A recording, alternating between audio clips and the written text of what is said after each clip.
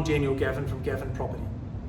Fair Trading New South Wales have just released the guidelines around COVID-19 and how that relates to residential tenancies in New South Wales. It is not a blanket 6-month moratorium on all tenancies. Tenants need to be able to meet the eligibility criteria in order to apply for relief as a result of that. Fair Trading has released a pause on all evictions and termination notices for the next 60 days as a result of arrears. That's largely to allow tenants that are requiring financial support to be able to seek that support and actually receive the benefits as a result of that.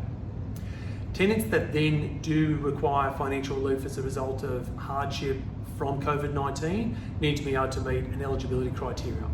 That eligibility criteria largely sits around their employment, whether that be reduced hours, having been stood down, but largely being able to demonstrate that at least 25% of the household income has been reduced as a result of COVID-19. Tenants need to be able to supply supporting documentation to show their situation, their previous pay slips, or whatever might be relevant in their specific instances. Landlords then need to have a good faith discussion and try and make a reasonable arrangement to support the tenant situation. In the event where a tenant and a landlord cannot come to an agreement, Fair Trading are able to step in and they need to be able to negotiate a reasonable situation, bearing in mind everyone's situation.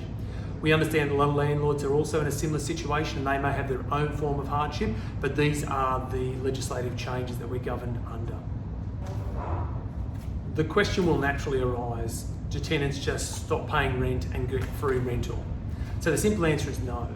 Landlords and tenants must be able to go in a good faith, reasonable negotiation to try and work out a suitable outcome for everyone. There are landlords that are experiencing the same hardship the tenants are at the moment, and everyone has to be on the same page to try and work out some sort of a reasonable compromise. It does not mean tenants get free rent. What it does mean is in some instances a landlord may seek to reduce the rent. In other instances, the tenant may have a deferred rental payment and work out a payment plan where that rent can be back paid over 6 or 12 months. Every situation will be a little bit different and will be assessed on its own merits. Everyone has to have an open, honest conversation and try and work out a suitable solution that is fair to everyone that's involved in that. Whatever the outcome of those negotiations are, it must be documented. Everyone needs to have a clear and concise understanding of exactly what they're committing to, and that if they are paying the rent over a period, how much extra rent are they paying over that period in addition to their normal rent? If they are getting a rent reduction, what is that rent reduction? When does it start?